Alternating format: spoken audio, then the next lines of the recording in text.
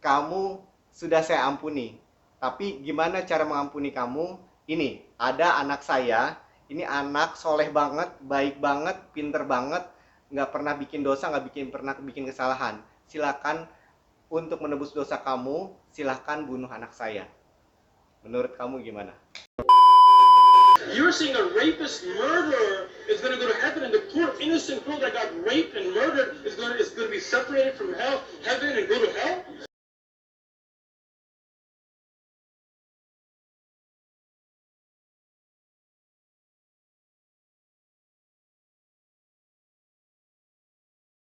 Assalamualaikum warahmatullahi wabarakatuh. A'udzubillahi minasyaitonirrajim. Bismillahirrahmanirrahim. Alhamdulillahirabbil alamin. Wassalatu wassalamu ala Rasulillah sallallahu alaihi wasallam. Alhamdulillah hari ini masih dalam puasa Ramadan.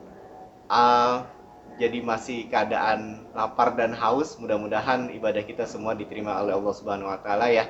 Nah, kali ini saya akan ngebahas tentang video atau shortnya Bapak Andre Tunggal. Bapak Andre Tunggal ini kan sering sekali ya ngasih reaksi tentang pendapat-pendapat orang ya, atau dari video-video lain. Nah, ini saya akan mereaksi Bapak Andre Tunggal nih. Ada 2 short yang akan saya reaksi ya, sekaligus dalam video ini. Udah kasih dong. Yang penting minggu gereja. Yang penting bayar taruhan dan persembahan. Saya fine. Ada yang nembus kok. Takut. Orang Kristen meresponi penebusan dosa Yesus Kristus dengan pertobatan.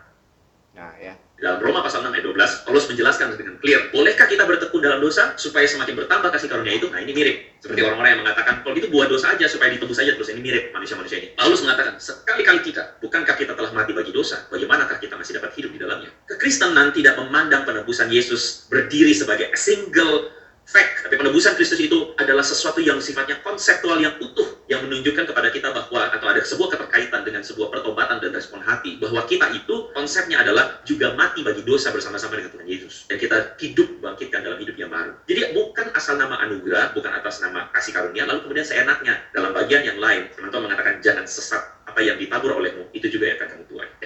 Nah, ya kan? Jadi dia bilang penebusan dosa dari Yesus alaihissalam itu bukan hanya berdiri sendiri, tapi juga mesti ada pertobatan dari kita. Nah, kalau udah ada taubat, ngapain capek-capek Tuhan untuk turun ke bumi untuk menebus dosa manusia, coba? Ya kan? Ya udah taubat aja seperti konsepnya Islam. Kalau memang berdosa, ya silakan bertobat. Bagaimana caranya? Kalau di Islam kan ada 3. Pertama, minta maaf, kedua, menyesal, dan ketiga, berjanji untuk tidak mengulangi kembali. Gitu. Jadi ngapain Tuhan yang mengatur seluruh dunia, seluruh alam semesta, yang kalau nggak dipegang sama dia, nggak diatur sama dia, itu akan crash gitu ya. Ini tahu-tahu cuma datang untuk ke bumi untuk menebus dosa manusia, yang harusnya manusia itu bisa lakukan sendiri. Dengan apa? Dengan bertobat. Seperti yang Bapak Andre bilang sampaikan gitu.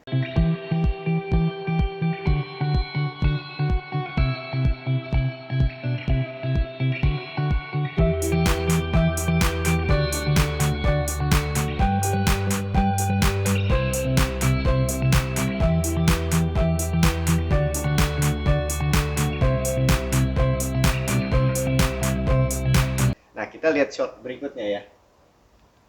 Donitan mengatakan Yesus. Nah, Saya kan ditebus. Udah kasih dong. Saya fine. Ada yang nembus kok. Takut. Saya kasih contoh. Misalnya nih ada seorang bapak-bapak. Ini ada dia analoginya dijual oleh ya. polisi. Lalu kemudian bapak ini mengatakan, maaf pak, saya ini orang susah. Saya nggak ada uang untuk bayar denda. Di sini polisi bisa saja tidak mau tahu. Tetapi ada satu polisi yang bermurah hati. Dia mengatakan, tetap Polisi bilang ya bermurah pak, hati, tetapi ya. nanti pas sidang saya yang bayar dendanya. Karena dia berbelas kasih kepada bapak yang bilang ini karena bapak ini tidak punya uang. Dia tidak punya kuasa, tidak punya tenaga untuk bisa bayar itu kesalahannya dia. Akhirnya si bapak polisi ini berbelas kasih untuk membayar dendanya. Bapak ini kalau waras, bapak ini akan mengatakan apa? Makasih ya pak, lain kali tidak akan saya ulangi. Itu bapak yang waras, yang menerima yang namanya anugerah atau kebaikan orang. Kalau gitu dendanya kan dibayar, ya udah ngelanggar aja terus nanti kan dibayari sama pak polisi. Itu adalah manusia-manusia yang bodoh, manusia-manusia yang tidak tahu diri, manusia-manusia yang tidak bisa menghargai anugerah. Karena Anda tidak perlu jadi Kristen untuk bisa berterima kasih kepada orang, untuk bisa tahu menghargai kebaikan orang. Kayak kami orang Kristen tidak akan menyia-nyiakan anugerah Tuhan Yesus yang sudah menebus, memberikan sebuah anugerah pengampunan kepada kami. Makanya orang Kristen itu belajar berterima kasih, bersyukur, dan bertobat. Saya kan ditebus. Udah kasih dong. Saya fine. Ada yang nembus kok. Takut. Saya kasih contoh. Misalnya nih ada seorang bapak. Jadi analoginya adalah misalnya ada polisi nilang orang, nanti biaya tilangnya nggak usah dibayar, nanti ada polisi lain yang bayar. Nah, analoginya nggak seperti itu, nggak segampang itu, karena ini adalah masalah bapak dan anak, ya kan? Anak yang menebus dosa orang-orang gitu kan, dosa manusia. Nah, misalnya ada seorang yang merampok supermarket nih, misalnya nih ya, supermarket dirampok gitu ya. Tahu-tahu rampok itu pergi, terus kemudian balik lagi karena sadar diri, oh ya gue nggak melakukan itu dengan baik gitu. Itu bukan perbuatan baik ya kan. Nah kemudian dia bilang sama pemilik tokonya, Pak, maaf saya tadi merampok, saya sekarang sadar bahwa ini barang-barangnya, ini uangnya, jadi saya kembalikan ke Bapak, saya minta maaf ya Pak gitu. Jadi mohon maaf, jadi Bapak tolong ampuni saya gitu. Terus kemudian yang punya toko bilang begini, kamu sudah saya ampuni, tapi gimana cara mengampuni kamu? Ini, ada anak saya, ini anak soleh banget, baik banget, pinter banget, nggak pernah bikin dosa, pernah bikin kesalahan. Silakan untuk menebus dosa kamu, silakan bunuh anak saya. Menurut kamu gimana? Menurut sobat-sobat Logik Muslim gimana? Analoginya kan lebih pas ke situ kan ya, gitu kan? Karena yang berbuat dosa minta ampun, yang mau mengampuni, mau ngasih anaknya untuk ditebus gitu. Kira-kira analoginya lebih masuk mana, yang polisi bayar tilang bayar tilang polisi lain, atau yang tadi yang pemilik toko?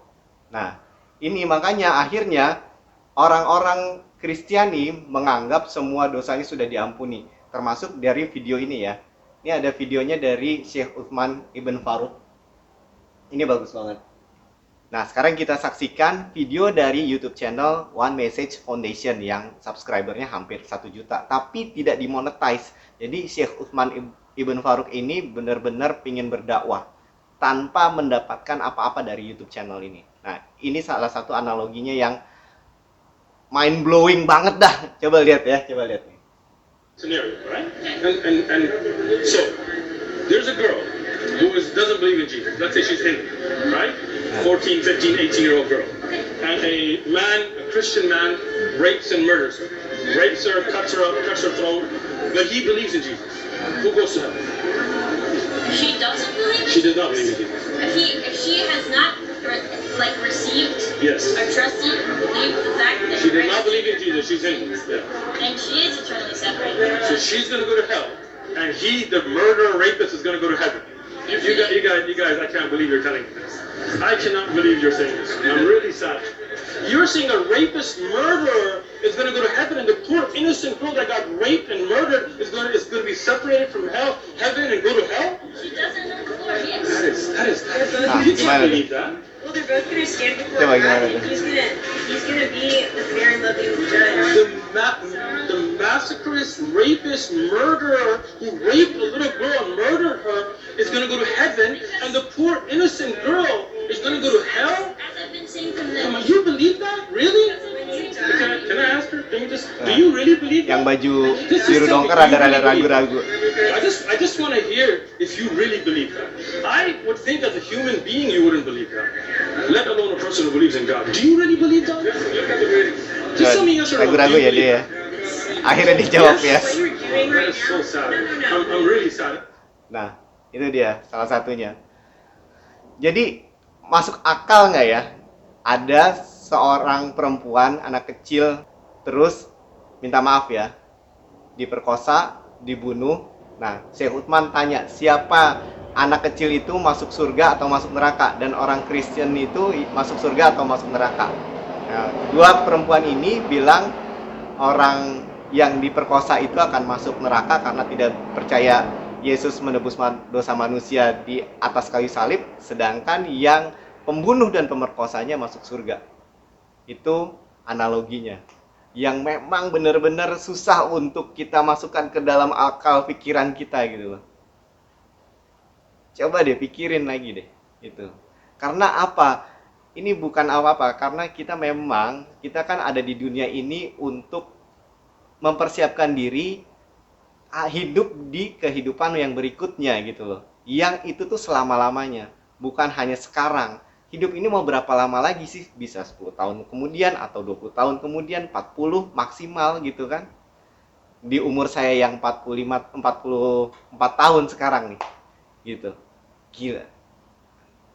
Pikirin deh baik-baik deh. Pikirin baik-baik.